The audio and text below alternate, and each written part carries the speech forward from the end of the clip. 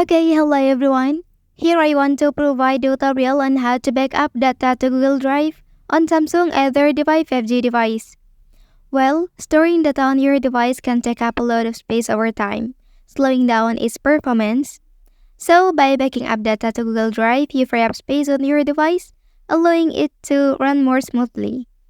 Okay, so let's go to the tutorial. Well, first thing first, open settings on your device. Then scroll down and select the option Accounts and Backup. So on this page, click Backup Data over here. So now you can choose to back up the data you want, whether it is videos or photos or other data on your device. Okay, after that click Confirm.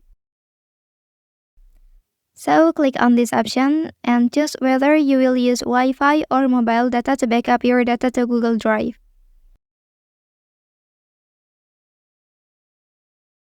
Okay, so finally, click Backup now and wait for the process to complete.